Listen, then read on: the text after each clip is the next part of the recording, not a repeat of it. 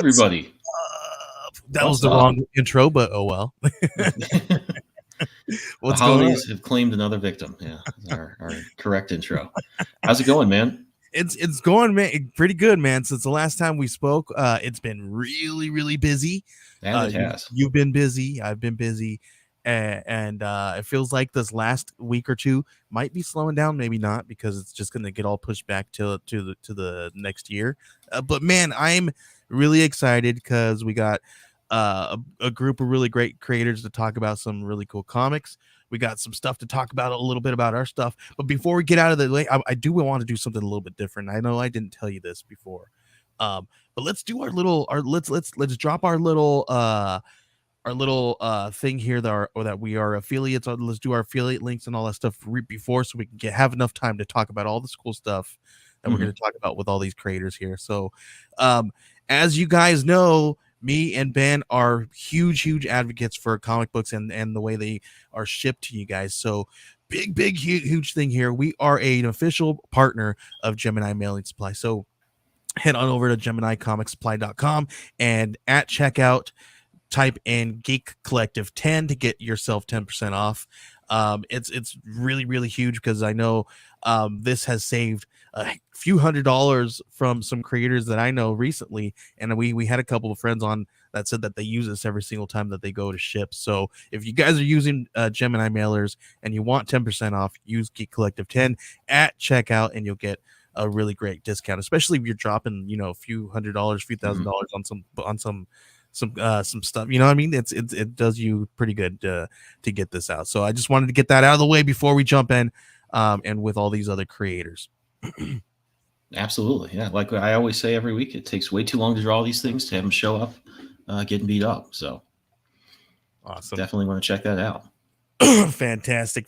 So I know we do a lot more. We talk a little bit more about some other stuff, but we have a handful of creators, because we got tons of creators to talk to us about Holiday Spirits. You guys know Holiday Spirits is a really great anthology done by Travis Gibb, so he's offered up a grip of his really great creators that have stories in this book. So we want to get over to them and talk to them a little bit. So absolutely, and please, will you introduce everyone? We have Daniel Calvin. Hey guys. We have Jerome. Hi. Mario and Marcuson. How's it going, everybody? Thanks for coming on. Ciao. Thanks for having us. Everybody at once. How's it going, guys? Marcuson, nice to see you, man. A long time no see you too. Yeah, it's been a while. It's been a minute. So I want to talk to you guys a little bit about this is the Jerome. You've been on this one a little bit longer than all the other guys. So, and I'm gonna go to you because we're gonna put you in the hot seat, man. So which one is this one? This is the third one, right? This is the third volume. Tell us a little bit about Holiday Spirits and how this one got kicked off. Well, actually, this is an idea that I came up with while we're working on a little book called Cthulhu Invades Oz. When we were doing that one, was putting the final touch on the lettering and the design of the book, and it was the holiday season, and came up with this idea, talked about it with Travis, and he said, yeah, sure, go ahead, man, start this thing, and contact the people that you want in, and we'll do it under the Orange Cone umbrella. So that's how it started, and so we did the first one, and it went well, and so on. Now we're on the third one. Very cool. I love to see a good Christmas comic. I know it's not the most popular time to launch, but it's always been kind of one of my favorite times of year to read stuff, especially holiday themed stuff. So really cool to see this. Yeah, and it's a tough one to nail, because there's a very tiny window to put these books out, and it's a tough one, but it's a fun one to do, and people Absolutely. seem to enjoy it a lot so far. So yeah, awesome. So tell us about the stories that are that we can find in Volume 3 here. Well, for each volumes, I try to reach out to different creators to have very because there's so much talented creators out there, and I want to bring in as much as I can. So and at core, I'm a letterer, so I'm not an editor, and I will never be an editor. So the way that I approach things is I contact the creators and I say, "Do you want to write a horror story about Christmas?" And they said, "Yeah, go ahead." And they're pretty much free to tell the story that they want. So in the end, we have lots of stuff. We have some zombie stories. We have some vampire stories. We have evil elves. We have the Yule Cat story that Marcuson did, and we have Daniel did more Jewish traditional story about Booba, and well, the range is very large here. So Very cool. Yeah, I'm looking at some of these. Some of this artwork is fantastic. I really love this. This is classic. Yeah, this one is there's a vintage style in this one that I really like this one. Cool. So you guys have been up for a few days now. Doing pretty well, I think. Yeah. Ways to go, but Christmas. It's time for miracles. Not that we need a miracle, but yeah, I'm sorry, that line from Die Hard just popped into my head uncontrollably. Yeah. But yeah, really cool stuff. So it's off to a great start, and it's a great looking book. So a few people in the chat here. Maddie Christmas says, "Hey y'all, how's it going, Maddie?" Alan Dunford's here. Matthew is part of the book as well. Very cool. Cool. So guys, if any of you want to tell me tease a little bit about your individual stories and what we can find there, and maybe direct me to scroll to the right one if you have some pages up here on the campaign page. Would love to hear more about that. Cool. Yeah, not go. I'm gonna go. Your eyes are moving. Your eyes are Waiting for dark. direction. We're gonna call you, man, if your eyes are moving around. So. No. I raised his hand, so. Okay, Daniel. yeah, how about we're we'll gonna start do with you, that. man. Well, he Hi, raised man. his hand first. Oh, I Yeah, couldn't come see the way this Help has out it. the I book. can never get the thumbnails big enough to see everybody at once, even if I adjust the window. But yeah, we'll go. Mario, whoever had their hand up first, they can go. Yeah, hey guys, Mario Candelaria here. What's going on? Yeah, first off, I want to thank you guys for letting me be a part of this book. This is really cool. My friend Vasco Giacchini, I cannot pronounce his last name. We got together on this when we saw it was putting together, and we're like, hey, let's go back to the old country, or for him, it's his current country because he's in Italy. But we wanted to do a story of La Befana, which is a traditional Italian folklore about a Christmas witch who visits the children. I think around January 5th. But yeah, it's just something that we haven't really seen represented that much, at least in American folklore. So we wanted to get in there, and it's already custom built for horror. I feel, a witch visits your home, so we wanted to do this. Yeah, just pay tribute to the story. I feel like there's a handful of cultures out there that has something that's similar to this, where prior to Christmas time there's something that comes and wants to scold the kids and make sure that they stay in line, and are scares the living shit out of them, right? So it's Oh yeah, we got this one, we got the what else, Krampus. There's so many different things that are kind of, I've never really thought Christmas to be one of those creepy times of the year, right? But I guess it can. I think people used to tell ghost stories at Christmas, didn't they? That was, it's probably like the pagan the roots century. back in the day. yeah. We were talking to me, my wife were talking about the other day. We were like, oh look, all because around this time, and if you're scrolling through TikTok, all that stuff comes up, all the pagan stuff and roots and everything that comes up, and how everything. It's really cool to kind of look back on some of this stuff. Yeah, Absolutely. Yeah, definitely my favorite time of the year, holiday wise. So I love to see all the new stuff that comes out, and it's cool seeing, especially like you said, when you're scrolling through TikTok or YouTube Shorts, you see all this new stuff you never knew about, and it's obviously really good fuel for some awesome stories. I always love when the holiday merges with horror. There's something about that that just is really interesting, because it's a happy time of the year. Mhm. You're getting Halloween, Yeah. and holidays like Christmas Yeah. merge together, and that's always kind of unexpected and fun. Mhm. Yeah, and it really works. Absolutely. Marcus and also dabbled another folklore, folk story in this book as well. So in this book, that's the thing that I really liked. That I think that I wanted to do with the other two, but I think we reached it very more in this one, is to have stories based in different folklores. Much more than just Krampus, because everybody loves Krampus, but that's the one that everybody knows. But Mario told about the story from the Italian folklore, and this one, Marcus, and he's going to talk about it, but it's about the Yule Cat.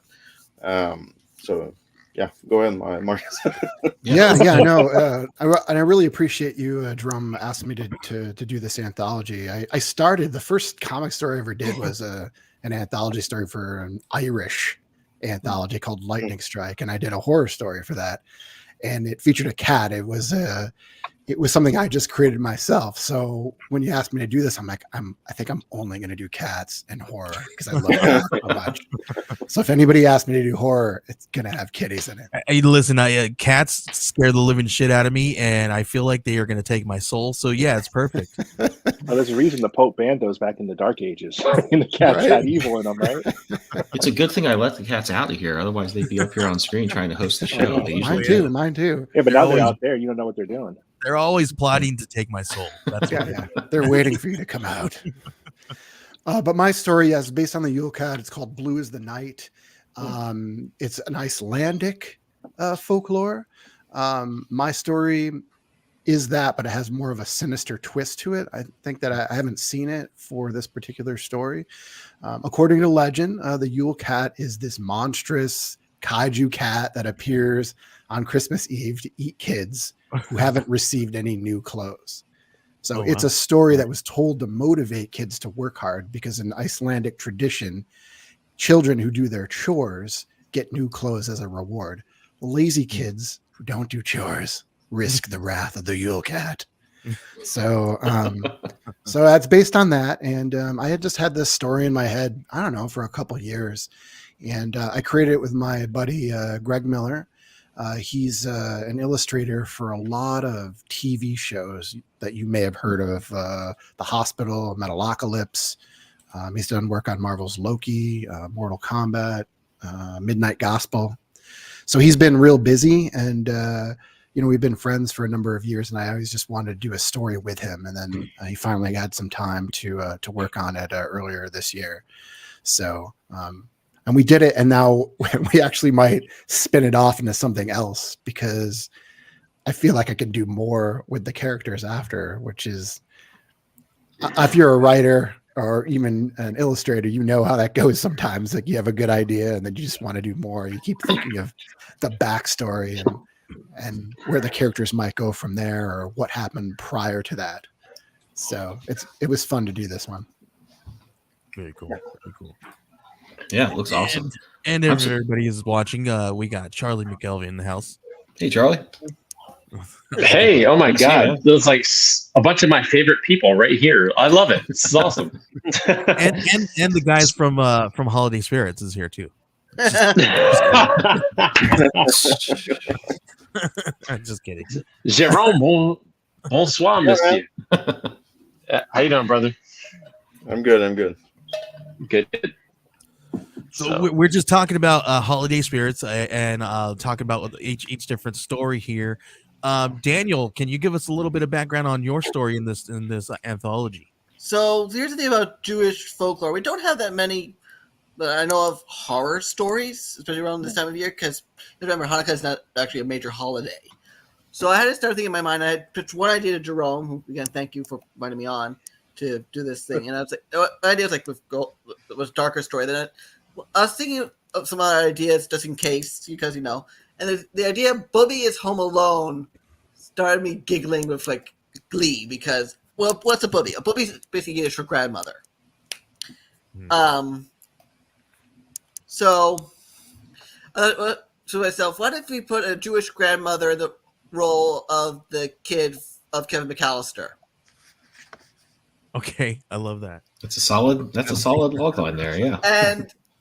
And what happens besides the poor burglar that really underestimates how deadly an old Jewish woman can be, That's genius. I love that. especially with hot oil. Oh, And you notice she's making latkes in that Yeah. picture. And I was reunited with my Cthulhu Invades Wonderland compatriot Damon Horn to do the art, and we got some. Let's just say this burglar is in for some very rude awakenings and pain.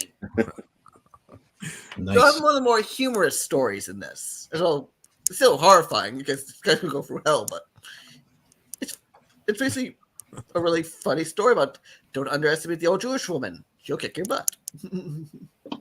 Yeah, don't want to stop the latkes from getting made. That's one of my favorite. In fact, our holiday party, one of our dishes was saved. We had potatoes cut, but we didn't have enough eggs.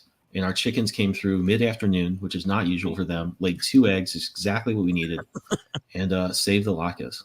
oh wow. We actually just made latkes tonight because my mom had COVID during Hanukkah. So Wow. No. this is our belated latkes was tonight. Nice. Oh man, that's funny. Nature, right? Yeah.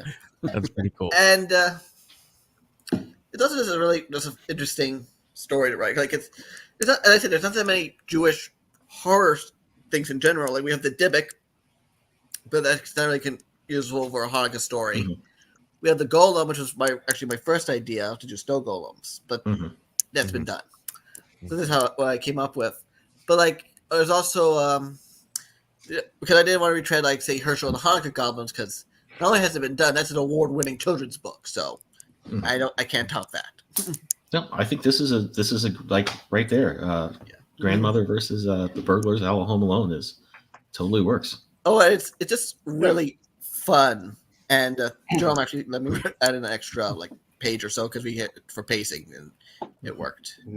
Well, Very cool. And what other stories do we have on here? Well, there's there's another one by like I said, there's stories from different cultures. Matt Kund is actually from Greek. He's Greek, so he told a story from Greek mythology, which is not sure how I can pronounce that, but it's the Kalikantzaroi. It's actually supposedly when some children are born on Christmas night, they may become some kind of demons.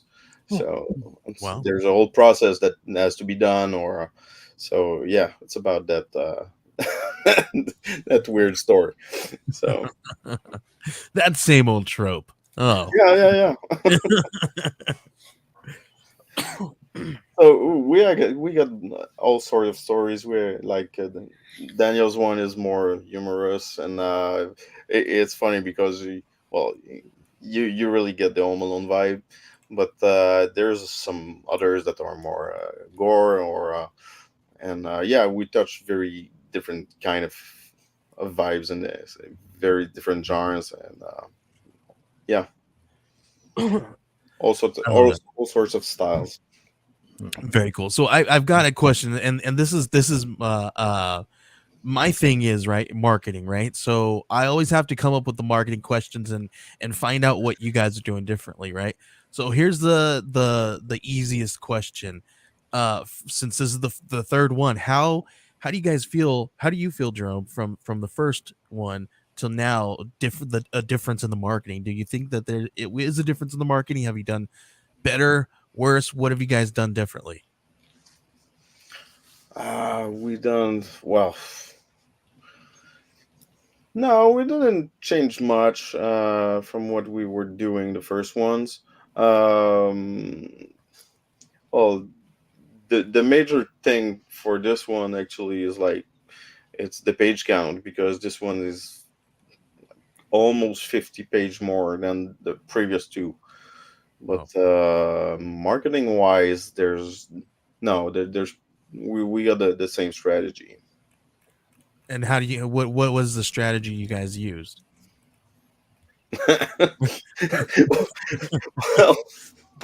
Well, basically, we just what strategy? What did you? I stumped him. So okay, They just said fuck it and just do whatever. Like, Yeah, no. It's a hard question because it sounds like the answer should be a football play. Like we do do a quarterback sweep. It's more very It's specific. first and 10. What do you call it? Yeah. No, It's but Mario in a basically, sexy leopard Santa hat. well, the promo. What That's we a winner. do is Yeah. we mostly share on social media, and I So- usually do Facebook ads. So do you guys approach it differently because it is a Christmas themed book in the Christmas season, right? I've heard on a few other shows that we talked about, right? It could be a little difficult to kind of market books in this month, right? Because obviously Yeah. the big one, everybody's holding back their money for their Christmas Yeah, for the Christmas presents, right? And all these different things. So how difficult have you guys found it to market this book inside the Christmas season? Yeah, well, it's tough. Actually, like you said, the promo people have so many. They've been solicited a lot during all the year with all these Kickstarters. So there's not more we can do than just push as best as we can. Yeah, we just keep grinding. I'm curious to know if anybody else sees any kind of difference from their own personal Kickstarters to something like this, and how different it is marketing. Do you guys feel like you have to push harder because it is the Christmas season? I've run. So I ran a. Go ahead. No, I was gonna say, I mean, yeah, a little bit. I mean, because there's a lot of competition for the dollar, right? So you got to find a creative way to get out there. I mean, even if you have people who normally back all your stuff, they might not have something budgeted. If for sacrificing for, let's say, like presents for someone else, right? So it's just trying to find the hook and the gimmick, and I think this is a great, double whammy. I mean, holidays are big business, as everyone knows, and also horror is really, good too. So if you have a fun take like this, it's just really just trying to hit some of those tropes on both ends for holiday slogans as well as some horror puns in there. But yeah, you're in competition with a lot of stuff right now, so it's just trying to find a way to stand out is really key here. Yeah. So I'm gonna. Oh, go ahead. Yeah, no, I'll step back and just take a little bit more of a objective opinion, because I'm not currently running a Kickstarter, but I've run them in December before, and I don't think it's any different in December than any other month. And everyone says, listen, I'm going to say this respectfully. The holidays is an excuse to not perform. And what I mean by that is it's easy to say, oh, I'm not doing as well because of the holidays. Mm-hmm. But it's no different than when you have 400 Kickstarters running simultaneously than when you have 300 running and it's the holidays. Like, it's the same thing. Yeah. So my opinion is that it's no different now than any other month. The challenge is how do you approach it? How do you approach any marketing campaign? Mm-hmm. And I think that's where the key is, and that's where we get lost. We get lost a lot. And I say we, I'm referring to us, because I'm an indie comics, Kickstarter crowdfunding, survivor. And I say that in jest, but also because we've all been there. Like, it sucks sometimes. Like, it's a struggle sometimes. Sometimes you blow the doors off and you go like, what did I do differently that got me funded in 65 hours? Mm-hmm. And then this Kickstarter, which is the same damn project, got me, but a different, like a carryover. And it took me 3 weeks to get funded. What's the difference? Well, I think that's the question we all have to ask. It isn't about when we launch. It's about what we do when we launch. And I think that the onus comes back to the creators. It's too easy. and I say this again as someone who's not running one currently, but I say this as someone who just has done these in December and recognized that I can be just as successful in December as I am in July. Mhm. The real difference comes in how you perceive what you're doing, right? And it comes down to your tactic. Do you adapt and change? Do you adjust and modify?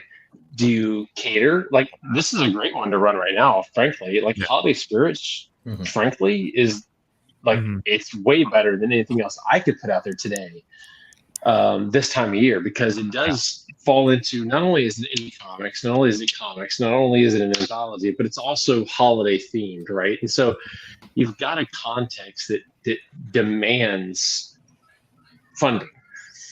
The question is how do you market that? And it's a question a lot of us are afraid to ask. And I'm saying that as someone who still struggles with marketing. So I'm saying this again as someone objectively who's looking at this going, it's not about the timing. It's about what do we do? What do you do? How do we do? I have to agree with what you say, and so I think I somewhat disagree as well. I think Sure. I mean, the obvious thing is right here is you can't, and I don't want to say you can't, but we have to obviously notice that it is Christmas time and people are spending their money on other things, right? How do you break through, right? Because it is sales, right? And obviously we do all have this this place that we can market our comic books because we all have a lot of the same people that we know, and on and on and on, right? So how do we break through all of the Christmas season stuff, right? And be amongst the the sales ads and all that stuff, right? Because you're right. It's no different than marketing your stuff than any other day, except that you have to break through a larger, maybe a thicker barrier to get through to people, right? Where it might be a little bit easier during the year to kind of market your comic books because people aren't thinking about others outside of their home or others inside their home to buy presents all within a one period of time, right? So let's take what you just said, and again, I'm doing this for education because for myself as well as the rest of the team, right? Mhm. So what time of year is better than now? What To your point, no time is better than now. If you're selling anything, right Yeah. now is the time to sell. There's no other better season to sell anything than now, right? And I agree with you, but the question is, or my what I'm trying to get the point across here is, I think you have to break through a thicker barrier at Christmas time, right? And how do you do that? You do it with a sharper tool, right? And the sharper your tool, the easier it is going to break through that barrier. So what do? And you might, what that might mean, going on a show with all your guys on there all at once and talking about this stuff, or doing or never relenting, always going, never stopping, continue to push out there, right? Because go ahead. Or maybe you cater more to the folks who aren't paying attention to Christmas, right? So you've got Jews, you've got Muslims. If you talk about like a religious context, because Christmas has a very Western and very Christian-centric focus. Right. So what if you don't focus on the Western? What if you don't focus on the Christian? What if you focus more on marketing toward the audience who isn't as, to your point, isn't as obfuscated or isn't as distracted by Christmas? Just use American accent. That's why that book was is named Holiday Spirits. I mean, I wanted to have as wide a range as it could be. I wanted people to write about what they like, about what they what they connect to, and what their culture was from their own culture or not, and usually that speaks to other as well. So right. And I think in this one we achieved that much more in a much more better way than the previous ones. Although we did touch on different cultures in the previous ones, but yeah. See, and that's one of those ways, right? I think you did a good job with that too. right? You guys sharpened your tool, right? You guys, you did 2 of them, and you sharpened that tool to break through that barrier a little bit. That's kind of what I'm talking about here, right? Oh, You well, grow and you strengthen your base, you strengthen your ideas, and you get better, and you continue to do better, and that's how you market this stuff and do better. And because just like Charlie says, what other time is better than now to sell your work, right? So I don't know. Does anybody else have anything to say? I do think there's one thing that maybe, I don't know if, I think I'm kind of saying I disagree and agree with a little of both of these things in this regard, is I think that there is no better time to sell something than now, probably. Yeah. People are much more dialed into, like, I'm looking for things all the time. I've got a lot in my mind as far as things to get. And you also do, like, I think selfishly, at least for me, I'm like seeing something I like when I've been shopping out. I'm like, yeah, I want that. Maybe later, maybe now. But I am in that mindset. I think there is a bigger concentration, though, on getting something that could be given as a gift. That doesn't necessarily mean physical, which would be very hard for somebody in our space to pull off. Yeah. But I think there is a real, and I don't know how you'd quite do this on Kickstarter. I've been brainstorming a ton of ways for the next Scarlet Twilight to just offer a lot more than just the tangible book or even the PDFs. That's just a little bit more of a community and experience, and has a little bit of that comic shop on Wednesday feel to it. But there's probably some way to try and create a thing you can give that would be part of a Kickstarter that could be somehow given as a gift, whether that's something somebody can print out. It's something you could send to them that's not too expensive to ship, that they could open on Christmas morning. I think it's a good time to sell, but it's also a different type of selling, or rather a different type of buying that people are looking to do this time of year. Well, there's a handful of great things, right? Like with a lot of these guys that are on this panel here now, you guys all have, a handful of books that you guys can bundle together, right? So here's a quick little idea, maybe for Ben, maybe this coming next year for this season.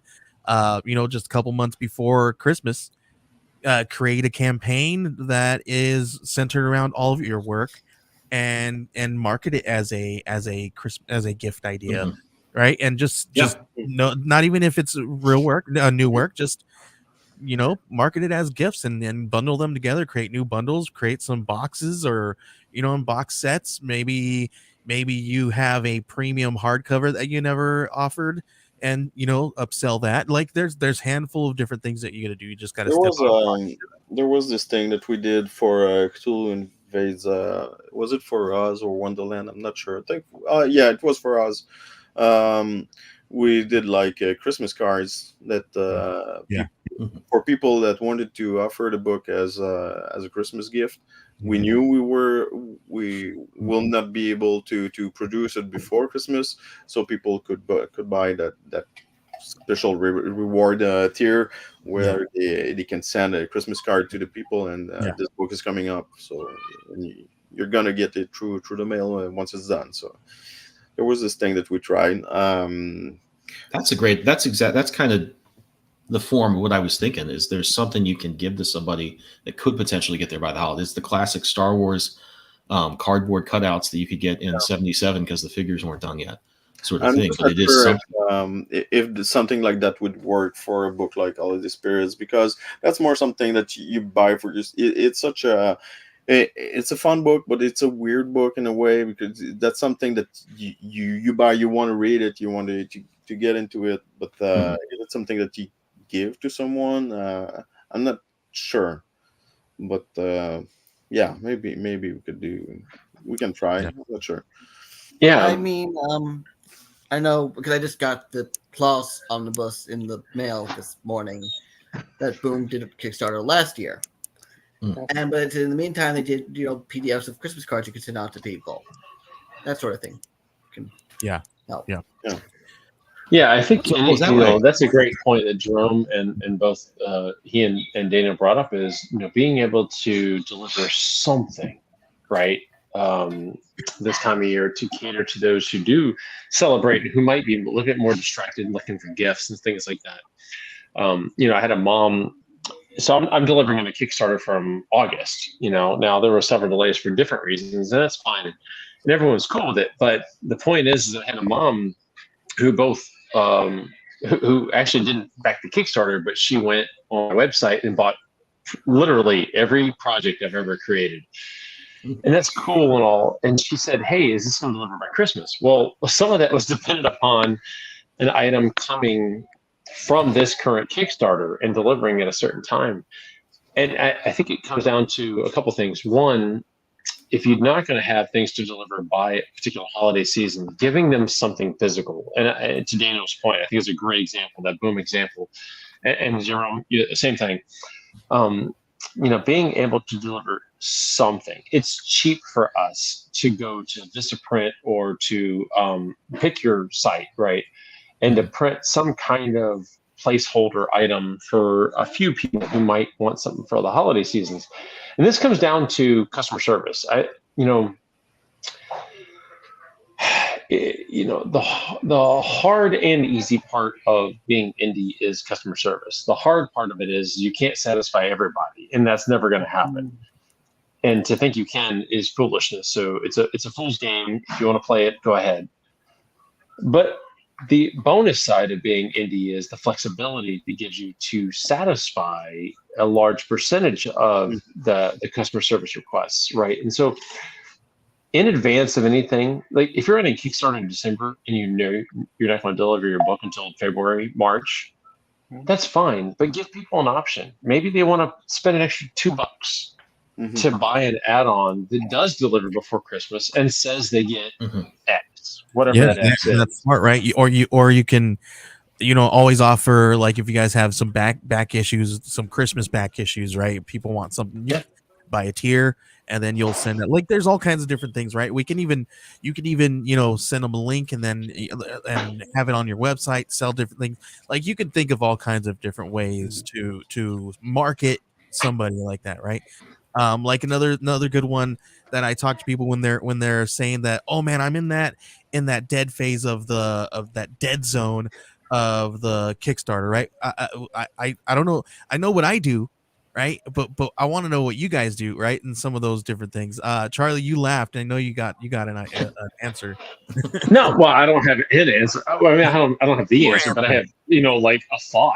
No, I laugh because we all go through that dead zone, and the dead zone is there because of the metrics, right? It's an analytics thing, and it really comes down to something you can't fight, and it's the algorithm.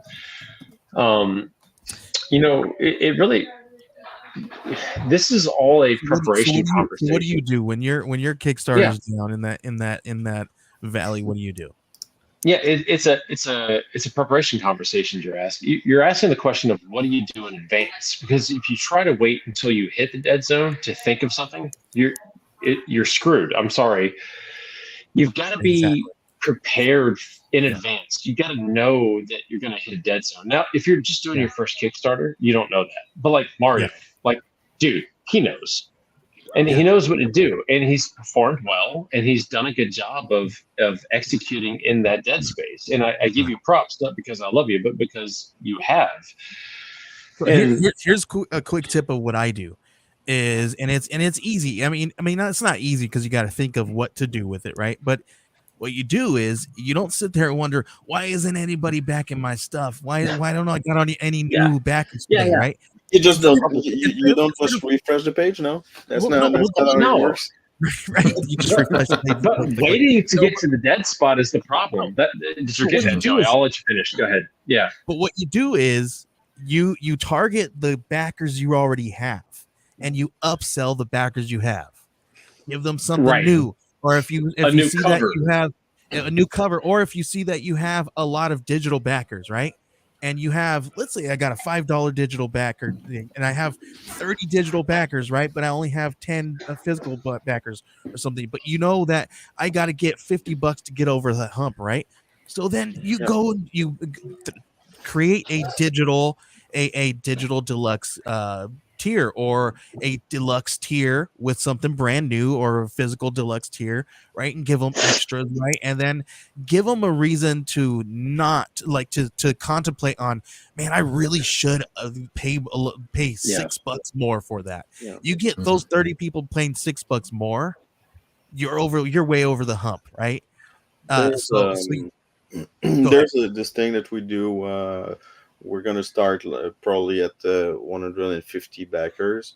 we do the milestone rewards. So for when we reach 150 backers, you get a free comic from another either from Orange Cone Production or from a creator who's part of the book, and we increase that amount if each 25 backers increment, we add another comic. And one of the creators actually send me a full graphic novel to give away on our milestone. So we try to add content. That's something that we do on top of the classic stretch goals and stuff like that. Mhm. Yeah, I don't and know so how I'll it just gets the fans engaged, but I hope that it works. I hope that people are glad to get free comics. But yeah, that's one of the things that we do. no, Jerome. Mhm. Yeah. But everybody has already said, like, it really comes into one word: planning. You know, if you go into a Kickstarter, I don't care what time of year it is, plan to have a dead zone. What are you going to do to Joey's point and to Jerome's point to spark your existing backers to want to back more? You know, maybe they upsell. Maybe it's a digital plus. Maybe it's you add to digital plus, and so the people who do digital want to go up that extra $2 or whatever it is to the plus. What do you do? What do you offer your week 2 backers? You know, maybe somebody is on the fringe and they following the campaign. I learned this from Russell Novelty: is have a weekly backer reward. So if you back at week 1, you get these digital rewards. If you back in week 2, you get these digital rewards. And oh, by the way, if you're week 1, you get the week 2 ones. I do if you see a back lot in of like the day 1 backers and all that stuff, right? But I Yeah. do love giving them Love it. extend it a little bit out to Mhm. week 1, right? Yeah. Go ahead. Yes. No. I mean, you're fine. I mean, I'm just saying, like, because I don't want to hog the whole thing, because other people have comments and ideas too. But my comment really is just about, like, learning from other people. What are they doing to avoid the dreaded dead zone? Mhm. No one can avoid it. So how do you survive it? Right? That's the question. This is a Sounds you like know, we're talking about this the is- Terminator. Right. Oh How my do you- God, dude, we are. Like, we are. No, I love you, Ben. Marcus, By the way, thank you for putting my campaign in the Oh, of comments. course. You're super sweet for that. Marcus, I I don't want to go to deserve you, it. Marcus. I know you've had a Yeah. few different Kickstarters, and I know you've had a really gorgeous deluxe campaign, and I don't think I've seen you do one of those before. So I want to know a little bit about how you've marketed your stuff and what you did in your dead zones. Yeah, well, I've done 3 Kickstarters. So the first 2 were for single issues for Voracious. You know, we had a little bit of a dead zone in the second one, I think. Usually what I like to do is have like limited edition rewards, and those usually sell out, and then people want those, and so we do more of those. We kind of think a lot of them have to do with art, so it's about the time that Jason has to draw that stuff. But those a lot of those are kind of in demand, and we try to give some free things along the way, as well as, you know, like what people were talking about. But the last campaign, we actually didn't have a dead zone, which was great, because, you know, that anxiety that you have when it first comes. But when By the Horns, I mean, we funded in like 48 hours, something like that. Isn't that awesome when you have a Kickstarter? You're like, oh, when's the dead zone coming? You're like, oh, we're only a week away from ending. Cool. Yeah. So that's great, because then you don't have any anxiety, and then I actually give more stuff away when that happens, because you're so happy, and you're like, I want to give people a reward for helping us that is reach true. this That is- goal. You know, We've done that too. We're like, let's celebrate it. yeah. I mean, I think really, you know, it goes back to the original discussion about like holiday spirits or any Kickstarter. When should you put it up? And I agree, like it doesn't really matter the time. I think for holiday spirits, it does a little bit, because you kind of have to do it during the holiday season, because it's holiday spirits. You don't have much of a choice there. But it's just really reaching people. I think we have a great community. You know, I know people here, and a lot of people like I'll send out tweets about everybody's projects and stuff like that, and that's great. But it's about reaching other people who may like your work but don't know that you have a Kickstarter or you've got some other project going. I can't tell you how many people come up to me like, I didn't know you were doing this. I didn't know you did a deluxe hardcover of By the Horns. And and we did do well on Kickstarter. You're like, I've been going crazy on my social media. Are you kidding me? Where have you been? Yeah, I feel like I post about stuff when it's like too much, and then somebody invariably comes along and it's like, hey, I never knew this was happening. Can I still get on this like after the campaign? Hey, when are you doing that Kickstarter? I agree. I hate posting because I feel like I'm just trying to make money. It's not something I like doing, but we do it. We try to make it interesting and give good posts and post all the time. Something we did that we didn't do on our previous ones was have people sign up in advance. I know a lot of you guys do that too. We never did that for the Voracious ones. We did well on those Kickstarters, but I think maybe we would have done a little bit better if we would have promoted it before it actually launched. So let's go into that a little bit since I feel like this is changing into that direction. So how do you guys go into your pre? What do you do for your pre-campaign of your campaign? Marcus, go. Yeah. Go ahead, Marcus. You have the floor. Oh yeah, well, we sent out emails a lot to people that we know, just letting them know that we were going to have this Kickstarter. Really appreciate if you're going to back it on day one. We talk a little bit about it. We sent out like free previews to stuff, so like friends, family, just people we know, and then to spread the word. Not necessarily, it doesn't even have to be online, but that would be great. But even if you just let people know outside or through emails or forward it on. And then of course we had the page where you could go and save it for when it comes on. And I always set up a ton of interviews. I do a lot of interviews actually, which is crazy. I put them all up on my website and I'm like, wow, I can't believe how many interviews I've done. So I always try to do that. I'll do interviews with anybody.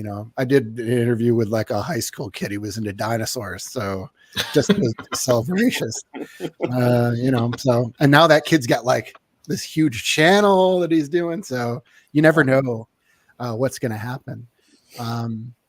But yeah, and then we just really try to think of like creative rewards, I guess, for our books.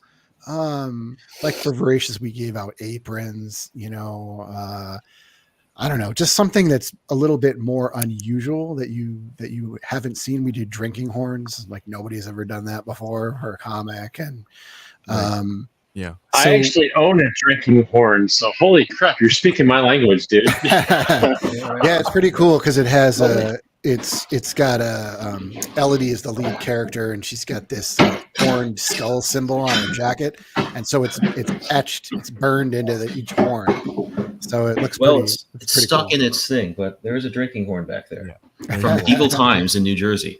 We have Mario. He's going to step out here. So Mario, we want to talk to you just a little bit before you head out. Give us a quick synopsis of the story, really quick, that you do, and a little bit about your work, and then you can head out, man. Yeah, sorry, I gotta run.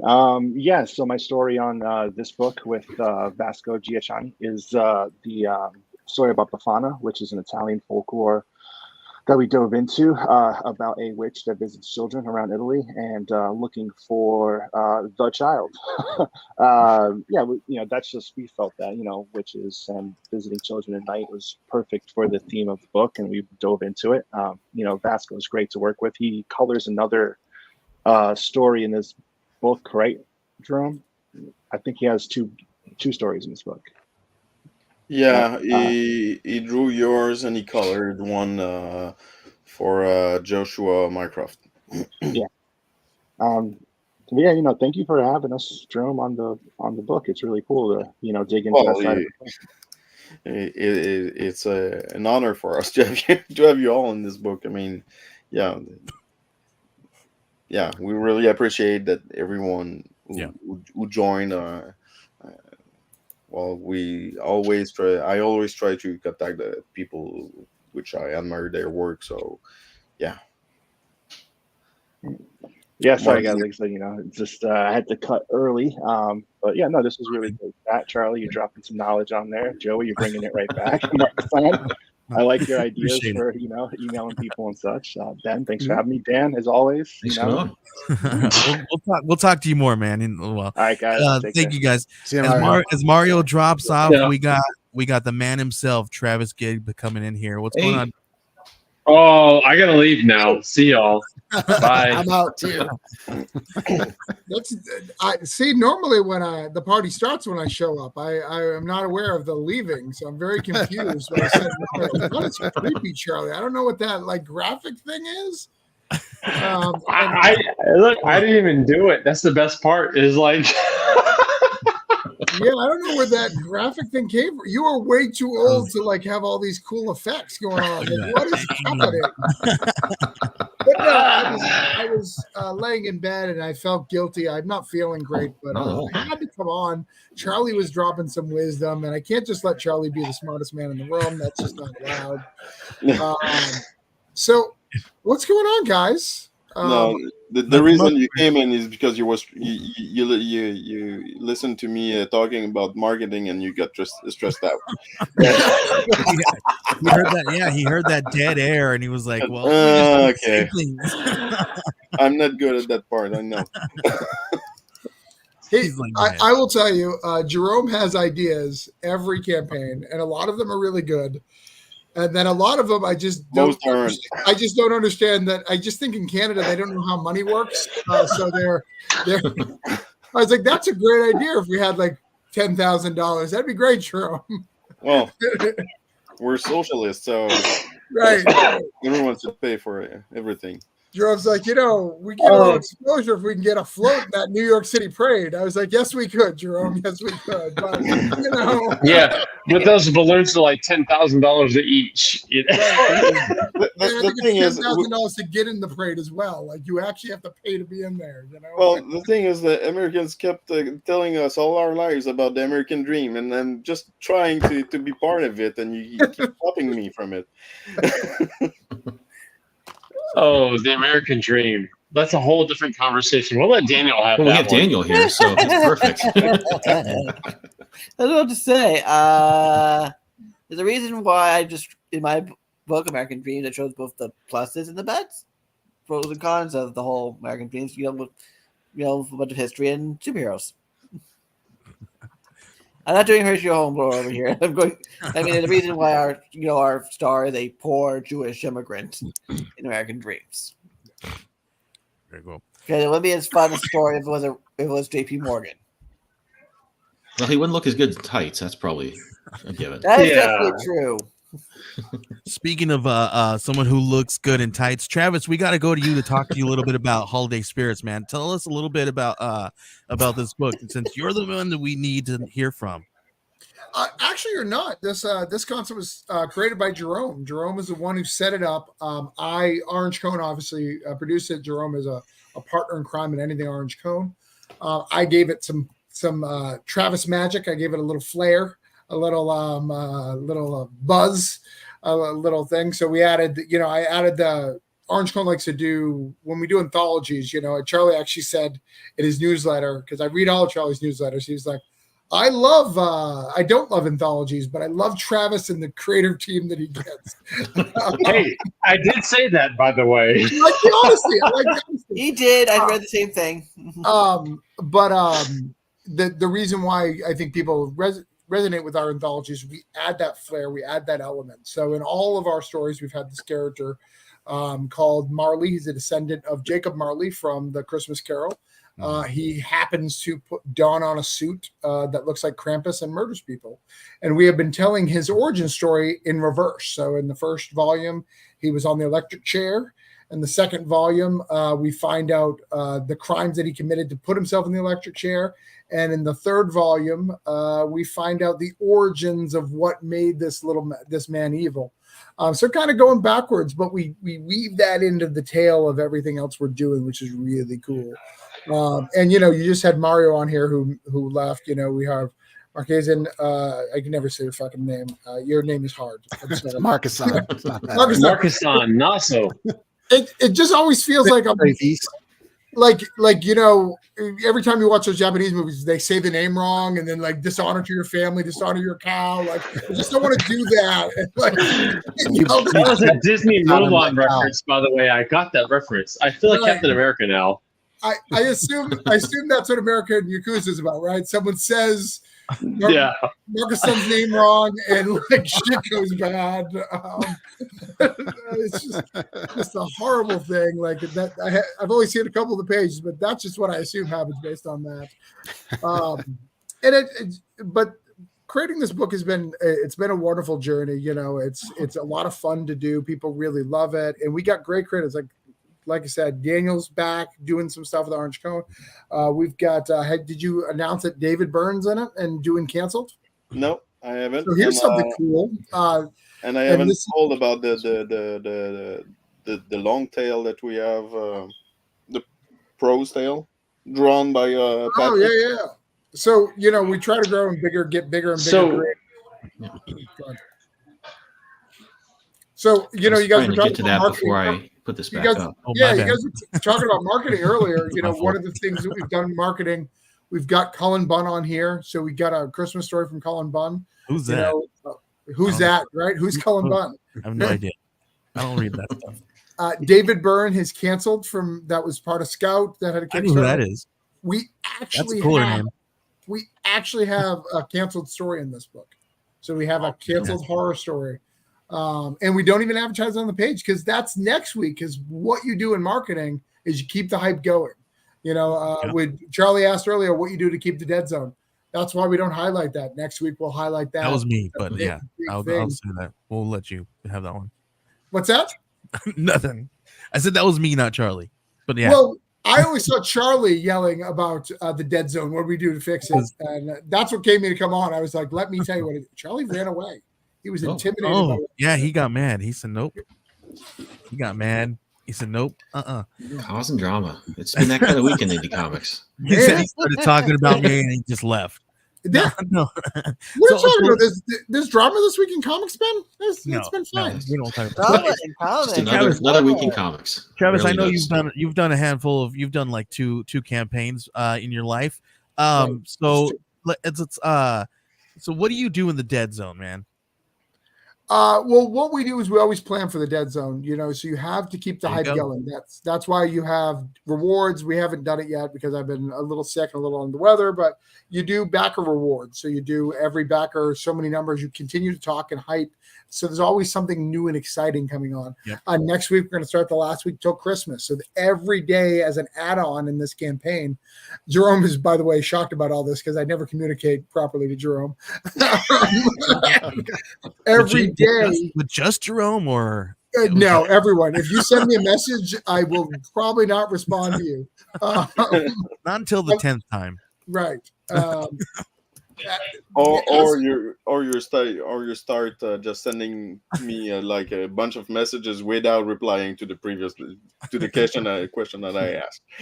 Well, that's how he works. So you got to get used to that. If you're not used to it by now, come on, Jerome, what are you doing? That's no, Process.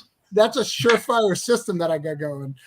So what we'll do is one of the positives of having a campaign that's ongoing, that you've done a few things. We have a bunch of swag. So we have like special covers and we have things that we're going to add as add-ons that aren't in the add-ons now that we'll just go, we have 5 of these. You want to buy them to keep the momentum going. Because the whole goal is to keep this going. We have a big goal. It's 12K during Christmas. Yeah. Like, that's really, really hard. But I believe our team can do it. I believe we have some of the best creators in the business. And that's the key, right? It's you don't relent so that you don't have a dead zone. Right. Earlier I said, doesn't it feel good when there's no dead zone, right? And the reason why there's no dead zone is because you never stopped and you kept going. You always have something new coming out. You're always dropping something good. So and you plan for it, just like Charlie and just like you're saying. You got to plan for this stuff, right? That's why it's a campaign. You have to plan for these things that you're doing, right? So what do you do pre-campaign though? Obviously we have the we used to be really good at it. We used to do a countdown and all sorts of really good things, and I highly recommend all those things. But we do the pre-launch at least. We talk about it for months in advance. That's the things that we do. This one's a little rough, you know, because we had back to back campaigns. Ask Charlie, who's a backer of all of them. He's like, what? He's like, I just gave you money yesterday. Like, I don't. I know.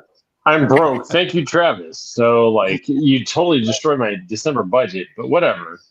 It's fine. You know, Yeah. you don't have that many kids that need Christmas presents, so it's fine. You know, like other people have a lot of kids. Well, the problem is that your Christmas budget is not anything that everything that Travis does. So next year you have plans that you're just putting away Travis money for December. Never mind that I'm paying Travis to write scripts too. So forget his Kickstarter campaigns. You just have a Travis Kickstarter campaign, budget. that you put jar. in. Yeah, I've only sent you one invoice this month. Come on now, Charlie. That's not much. No, that's fair. That's fair. We also did for this campaign. We also did the trailer that we shared on social media. Oh, that's great. I think this helps a lot because that's another big one, right? So, Yeah. a big, huge thing that I've always told everybody is find a way to have at least just a trailer or something up there to kind of give people like a little bit of a behind the scenes, because it's great looking on the campaign page and flipping through all that stuff on there, right? But something visual, something fast paced, something with some music, give me a little bit more senses, you know what I mean, to kind of feel it out. It always does so much better for your campaign, just throwing that out there. And when it is done at a highly produced and done well, it can do wonders. The things that video was really, really gorgeous looking, right? And then Ben is really fantastic, and he does this stuff for a living. So we've been pumping out. That's one of those big, huge things that everybody's been asking for. We've been pumping out trailers left and right. Yeah. And it's like getting crazy to where like, all right, are we gonna have to hire another engineer? So but it's one of the big huge marketing tool. Yeah, and it makes it easy for people to get a vibe of what they're going for with this book. So I think it helps a lot. We had one for the first issue, first volume, and the second volume. I didn't have the time to make it, but a friend of mine did it for this one, and I think it really helps. Yeah. Is that what all that noise was, Charlie? Oh, I don't want to What I do? There we go. Oh, there it was. I was trying to get you solo while you had the cover up. There we go. Nice. Good to see out in the wild. All right. Oh wow! Oh, it's so pretty. This has, dude. Ben, I can't wait to send you a few comps. This is turned out so freaking pretty. Really cool. Looking good. Awesome to see. If you guys don't know, Ben is a cover artist. He also does everything. He's a cartoonist. He does it all. So I do. I need to get back to conversation with hire him. other projects. Yep. Yeah. I owe Daniel a cover too. I've been working on, so a lot going on. Very cool. Yeah. Cool. So we're coming up. We're a little bit past our hour, but Ben, this is the part of the show where we talk a little bit about what we do and the handful of things that we offer as a marketing agency and all that good stuff. So if you guys want to hang out and talk with us more, you guys feel free. If you guys need to pop off, you guys can definitely do that. Me and Ben That'd be me because I have to crash before work. We appreciate you, Dan. We appreciate Thanks for coming on, man. It's good to talk to you again. Night, guys. Thanks for having me. Appreciate it. I kind of like you too, Charlie. Just a little bit. So Ben, can you tell a little bit about what we do here at Geek Collective, man? We do a bunch of things. We do the videos, the aforementioned trailers, which are a big hit with a lot of people, and that's great. The one thing I was going to mention while that was going on was not only is there all those creative reasons to have a good trailer, but it just gives you some video content to put on YouTube Shorts, put on Instagram as a reel, put on TikTok. Just kind of gives you better content to put in a few different social networks, which I think is always a good thing to do. Yeah. Additionally, Joey, this is more what you do, but putting together those campaign pages, consulting on costs, stretch goals, all that stuff, things that creators like myself need a little help with. So So if you guys didn't know, Geek Collective is a full service comic book creative studio. We do everything from concept to shelf, and we can help you guys with everything in between. We do a lot of really great marketing stuff. We have marketing tools, and like Ben has been a huge help with pumping out these trailers and helping me with graphics and all that stuff. We build campaigns. We will help you. We have different resources and different print partners that we have, and we have lower costs and things of that nature that we have with them. So we're definitely doing things that we're trying to kind of. I feel like I want, like, I don't hate saying this but it kind of is like disrupt the system a little bit and create a new market for like what people want and what people need, right? So that's kind of what we're doing. We're creating this resource where we have everything at our fingertips. So everything that I find, like, if all the resources that I get, you guys will have access to. This next season here in 2024, we're going to be talking with some partners that we're going to possibly be doing some overseas distribution, so that we can cut costs down for overseas distribution and shipping and all that good stuff. So we're going to be trying to see if we can implement something like that in Australia, Canada, and then we're also going to be talking to somebody in the UK as well, so that we can do drop shipments and then lower the cost for comic book creators and stuff like that. So we have tons of really cool stuff that we're working on. But one big, huge one in February that we're going to be doing is we're dropping a magazine. We're going to be doing a magazine with 3 new comic books from its first appearances. We have one from Benjamin. He's going to show us a little bit of his artwork here from his campaign. Ben, tell us a little bit about your book. This is the cover here. This is called Archetype. It's a geek culture magazine. We're going to be doing all kinds of really cool stuff. We're hoping, if we can sustain this, we're hoping to do this once per year, and then maybe in the long run, if we can continue to do something awesome, we have a lot of people that are working with us on this, we might do something quarterly. We'll see how that works out, but what the goal here with this thing is kind of it's another marketing tool to kind of help the creatives out there, right? So what we're doing is we want to, in February, in the early few months of the year, we're going to be doing a campaign like this for works that are going to be dropping in the summer. So if you guys have like a summer campaign in 2025, let us know, because we want to feature you in the second issue of Archetypes. And what we'll do is we'll throw 5 to 8 pages of your story, finished works, within this thing. You guys will work out deals and stuff like that, so we can pay you guys and all that good stuff if you submit. So we're hoping to do something like that, so that this is one of those things, like Travis is saying, you never let go, you never relent, right? So if we can, the goal with this is we'll market it in February, and then we will hopefully in March, April-ish, May, we'll do distribution print in somewhere within those months, so that by the time you guys are dropping your summer release of that book that was within these pages, you guys can use that as a marketing tool as well, and you'll have some on hand to also throw in as freebies or whatever you guys want to do to market that as well, so that people can read the story before they purchase it through your campaign that is running that month.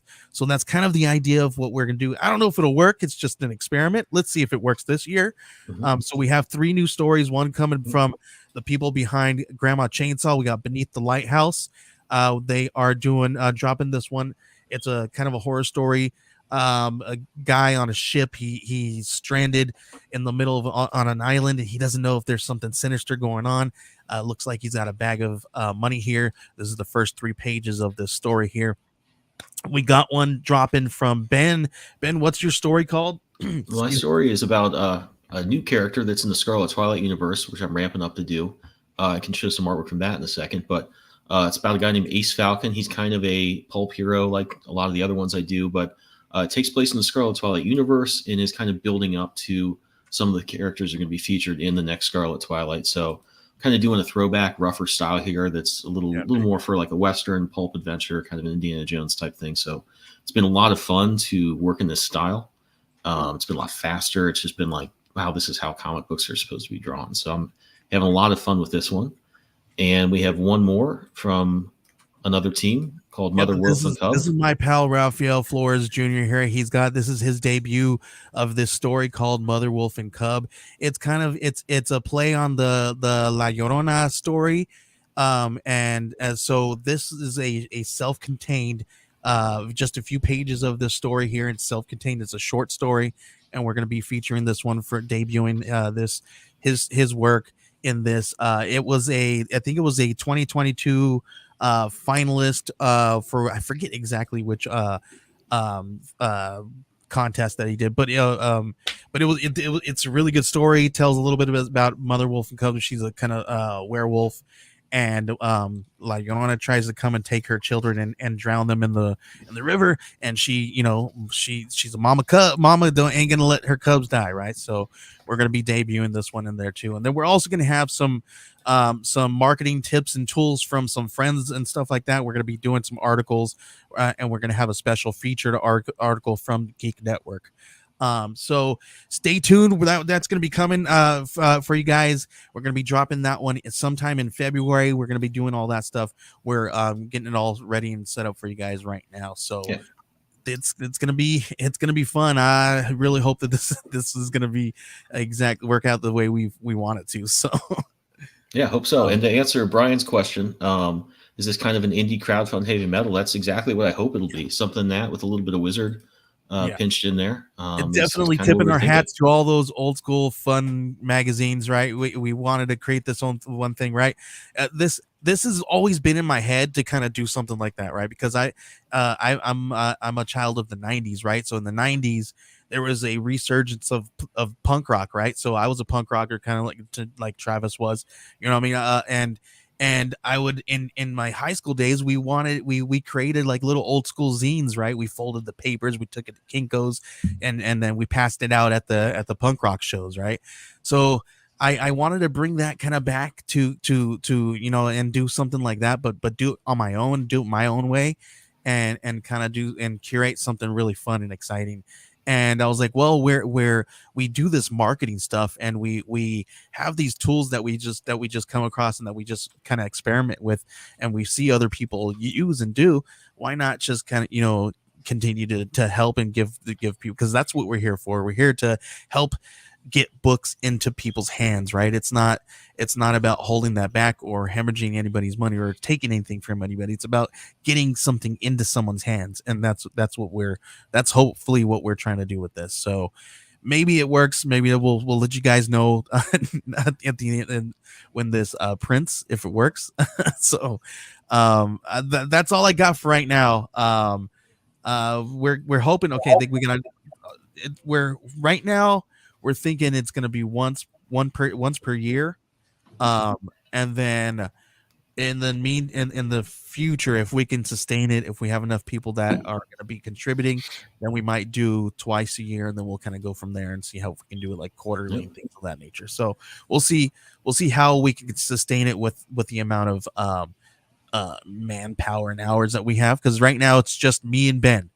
we're the guys doing this stuff. So and we're taking contributions from other people as well. So we'll see how it works out. Yeah, I'm optimistic. I think it's gonna be a lot of fun. Yep. Either way, even if it didn't work, the positive of it is you guys are running campaigns all the time. This is just another add-on that they can offer, as an update or as a 50 backers, that helps them not have to hunt that down. Because the worst thing is when you start a campaign and you don't know anybody, you have no connections, and you have no free books to give, right? You don't have that. This helps you. All right. Yep. The guy we have has one thing that's in their network that they can offer at least once a year. That's insightful. That I think is a value add. Yeah, absolutely. Yeah. Absolutely. Very cool. And then the only other thing I wanted to talk about before we signed off was just if anybody's watching this now or later, the new Scarlet Twilight is going to be out next year. You can get your first peek at it in Archetypes, but we're going to have this ready to go probably spring, early spring. I'll be launching on Zoop, and I'm going to have another issue on Kickstarter that has some other content that will lead into this. So if you want to check that out, I'm going to throw the link in the comments. So if you're watching this later, you can check it out. And I'm really pumped to get this one out there. Yeah, and if you guys time it right, if you guys back archetypes, you can get a little bit of the story before you read it, before you back his campaign. So check it out. So this is definitely one of those things that we kind of wanted to do, right? To kind of generate that I just mix it up a little bit, right? We'll see how it works. So that's about all we got. And you guys got anything else? Travis, I know you got this one coming. What's coming next for Orange Cone next year? So the first 2 books we have Voodoo Nations. So we've been owing you guys a Voodoo Nations 4. So that is going to be up on the chopping block for January. That'll be our January Kickstarter. And then February, we're going to have a new Brokedown. So we're going to do a Brokedown anthology with some of our good friend Jonathan Hendrick and Chuck Pinu. We got him back to doing some stuff. So we're going to do some cool stuff. That's what we got after that. So it's going to be a busier of the year plus tons of cons. So it's going to be wild. So fun. And Charlie, what do you have coming up next year? I know you got a new one. Yeah, there's a lot, so I won't get into too much. But I mean, we're rebranding, doing some differentiation in what we're doing. Joey, you and I are working on some marketing and some campaigning stuff. Yep. But really, just kind of rejuvenating what we're doing and refocusing around the brand as a whole. So you'll see more Spider Squirrel, but you're going to also see a lot more just Zion in general. So Travis and I are working on a project together that I'm really excited about. And Jordy Perez is on art chores, and she just finished up Firefly for IDW. So she's ready to go. Yep. So we get a couple OGNs coming. We get a couple of just new projects coming, and working on some format stuff. Like I've got a for anyone who's interested, DM me. I've got 25 copies of a digest size. It's 5.5 by 7 inches. Really a manga-sized traditional U.S. Western comic book. I'm gonna see how well it does. So put it in bookstores and see how it does, formatting wise. So we're gonna play with some stuff. Trying to defeat some of the naysayers and the poo-pooers that are saying, "Oh, comics are dying." They're not dying. I think the universe is absolutely true. I think what's dying is the mainstream. I think what's growing is what we're doing. All of us here, the indie space, and so looking to take a flagship, a leadership position in that space, and we'll see what happens. So cool. I was really nebulous and kind of generic, but just to tell you what I'm thinking about. So there you go. Fantastic. Yeah, and this is what we're doing, right? We're right here doing this. We're going to be doing the same thing like we do every week. Right, but not the next couple of weeks, because except for the next 2 weeks, because we Merry Christmas, Happy Hanukkah, Happy Kwanzaa in January, late January, February, I guess. Happy Ramadan. So yeah, so thank you guys for hanging out with us. Yeah, this is our last show. Yeah, last show of the year. So I'm actually really offended you guys will not be here for Christmas. Yeah, nope. We will not be here for Christmas because we're gonna be doing our family thing. Because I don't want to set this up during Christmas time. Come on, man. Whatever. So, we'll see you guys next year, I guess, right? Absolutely. See you in 2024. We'll be back talking about some really cool stuff. There's all kinds of really great things happening in January. There's going to be a new crowdfunding space that is going to be dropping sometime then. So keep an eye out for that. We got all kinds of really fun stuff. We're going to be marketing some of Charlie's stuff. We're going to be marketing some of CJ Hudson stuff. We also have another one. We have Grim Reefer we're going to be talking about as well. So stay tuned next year. There's tons of stuff happening. So keep an eye out for everything that we're doing. Everything that all these guys on this panel are doing. Fantastic. Yeah. I think this panel kind of like sums up everybody in this whole year. Like, that is one thing we are going to do. Sidetrack. Is next year, this show here, probably in this seat, we're probably going to do it differently. What we're going to do is we're probably going to sit back and do kind of like a year in review about Kickstarters. We're going to start from January. So we're going to start next year talking about we're going to sit back and we're going to look at all these really cool Kickstarters that are month by month. We're going to write them down on a piece of paper, and we're going to go old school with it, pencil and paper. And we're going to talk about those stuff at the end of the year and kind of do a little countdown and see which ones we really loved and how they kind of fleshed out with and all that good stuff next year. It's just going to be about a fun like story to tell, I guess. I don't know. We'll see how it goes. Absolutely. Ben, I think it's time to go. I think it is. Guys, everyone, thanks for coming on the show. It was awesome talking with y'all and seeing you again. To everybody watching, thanks for tuning in, and we will see you in 2024. Have a great holiday, and have fun and be safe.